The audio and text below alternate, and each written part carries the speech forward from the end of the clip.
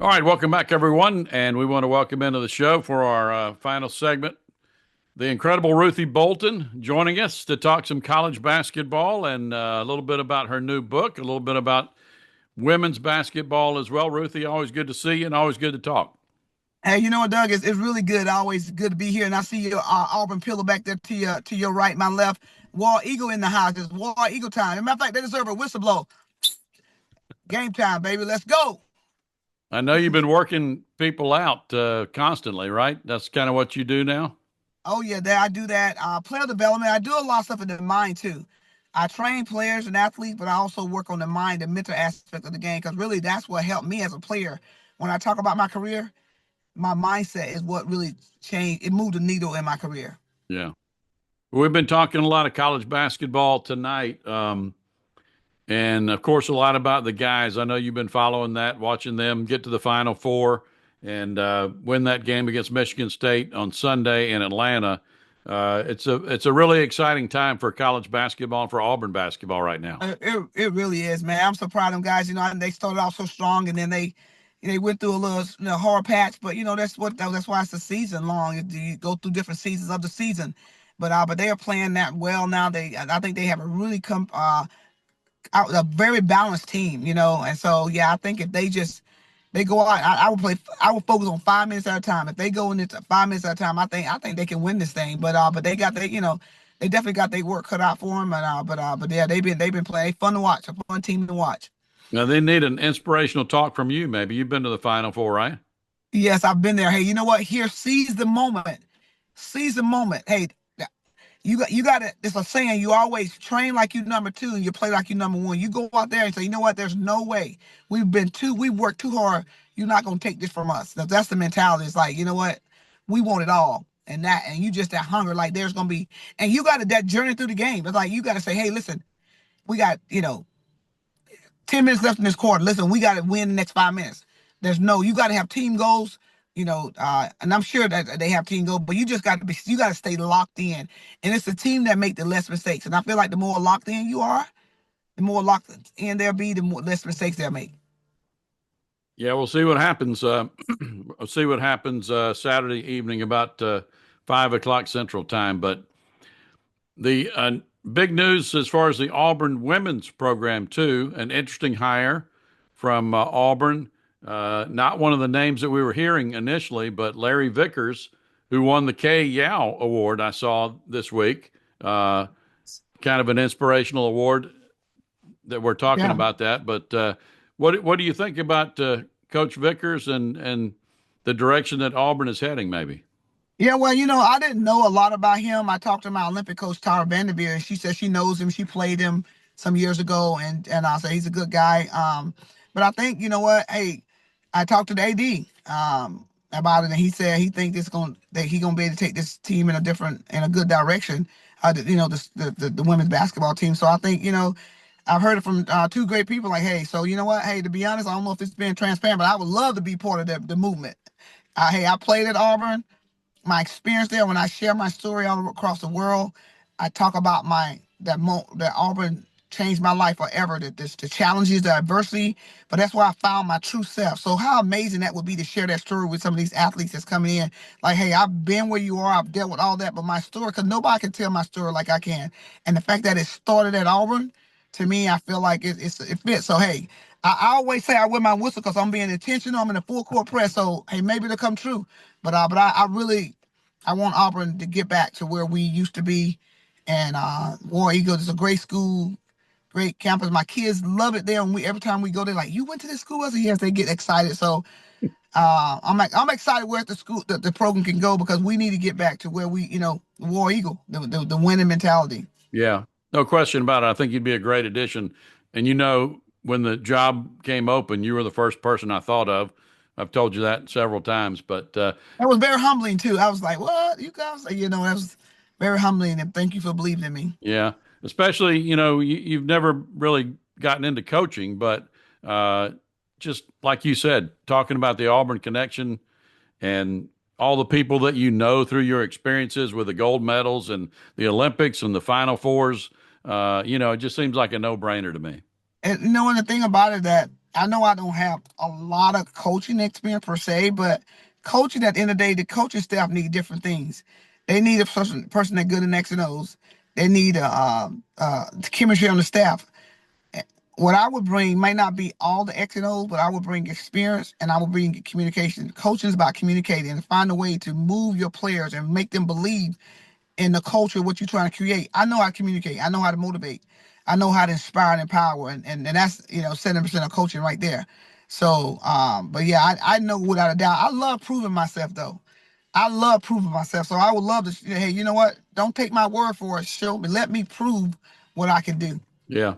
And you played for a couple of pretty good coaches, and we were talking about Tara Vanderveer and Nell Fortner, and you said those are two coaches that you have some experience with that Oh might put yeah. a good word in for you. Oh yeah, definitely. I've talked to Tara. I've been trying to get a hold of Nell, but I haven't gotten a hold of her. But Tara Vanderveer, I've spoken to her, and I've played for 3 or 4 teams for her, and she says she would love to be a mouthpiece for me because she's seen me at work several times, and she said I know you would be great there.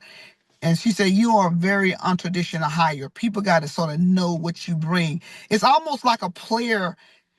Doug, it's like when you look at a player, when you recruit players, sometimes things don't show up on the stat sheet, like leadership, resilience, teamwork, tenacity, grit. You ain't gonna see that verbatim on the stat sheet. So my experience of what I can bring might not show up the obvious of what other people are used to. But what I got, I know I got. And my experience is gonna always be embedded in me. And I know that I have a message for these young girls. Yeah, no question about that. Let's talk, Ruthie, a little bit about your new book, Sent with Purpose. I think you told me it was your fourth book that you've Oh my written. goodness. I was trying to find one. Oh my goodness. I had one in here and I gave it. Can you believe I had one of the players that I coached? I met with her this morning and gave her my last copy right here. Did you? I have more. I'm actually gotta go pick up, but I can give you the link to put in your thing. The website. It's on Amazon. People that are listening, but you can get one off Amazon if you want to. But you can also go to my website www.themightyruthie, mightyruthie.com. I'll send that link to you where you can go in there and not only get Sent with Purpose, you can also order a couple other books that I have on there.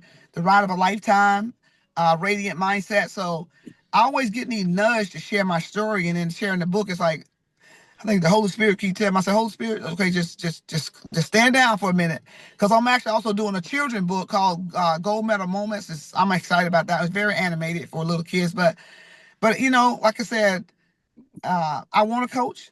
I would love the opportunity, but in the meantime, I'm doing plenty of stuff to keep me busy. Yeah.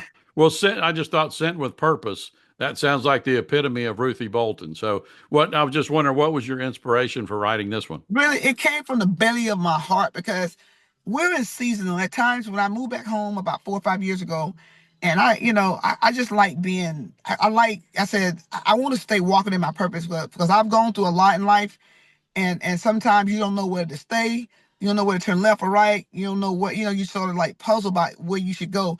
And I remember the Holy Spirit spoke to me, say, you know what? Don't be so caught up on what trying to happen at the end of the road. Focus on where you are now. Grow where you are. Be productive. And so I thought about that when I was going to get on that bus to go to Auburn. And my father said, I don't know what's going to happen when you get to Auburn. He said, but trust the process. And so I remember getting on that bus and I showed up, and the rest is history. So in your seasons in life, sometimes we get so caught up where we should be. Grow where you are.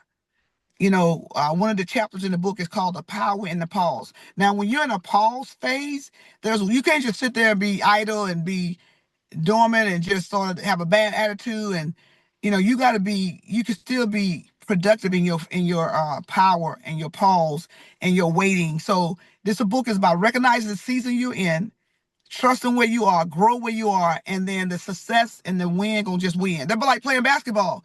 And March Madness coming up. It's like, hey, you know what? You focus on, hey, we got to make sure we out rebound this team. We got to make sure we play defense. We got to make sure we do the small things. The winning just gonna win. Yeah. Well, what do you think? Are you following the women's game at all, the Final Four? Oh yes, Yeah. indeed, indeed, What do indeed. you Yeah, What do you think of look, the four man, teams left? everybody's playing so well now. I'm like, do you know Dawn Staley, my girl? That's Yeah. my girl. I want them. they winning. They're planning well enough to win, and that's what champions do. Every game not gonna be pretty, but they find a way to win. You got Connecticut. Man, Paige is playing like she's playing like she's in a zone, man. You get a player that's in a zone, and you might be in trouble. A zone Yeah. player zone, they can make shots with their eyes closed. And in Texas, another SEC school, they're playing well too. They're some of their games are not the prettiest, but they're finding a way. They're finding a way to win also. And so yeah, but yeah, those who's the fourth team? UCLA, I think. That's right. That's Yeah. right. UCLA, they're peaking now. So you got four great teams in the Final Four. So I'm excited to see it and see what happens. You know what? I'm happy for, this is great for women's basketball. It's just so good for women's basketball. So I'm excited about that. My daughter, she's excited. We're trying to go to the Final Four as we speak. So we're trying to work on that logistics, but I'm excited where the game is going. Yeah, for sure. And finally, in the men's game, Final Four, we got four number one seeds that made it to the Final Four for the first time since 2008. What do the Wow. Tigers have to do to get through that bracket, Yeah, you think? they gotta listen. They gotta go in there. They gotta right then. They gotta focus on that first team, that first game. Who are they playing first? They play Florida on Saturday. Oh, that's right, SEC. That's great. They gotta go in, and they gotta. You could be hungry. You gotta be so locked in.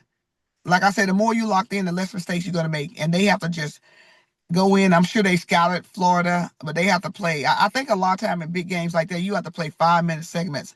Let's win these 5 minutes. Let's get let's have a goal of getting five offensive rebounds. Let's get five steals, whatever. Let's win the loose balls, per se. So Yeah. you have to really be locked in because you got four amazing teams.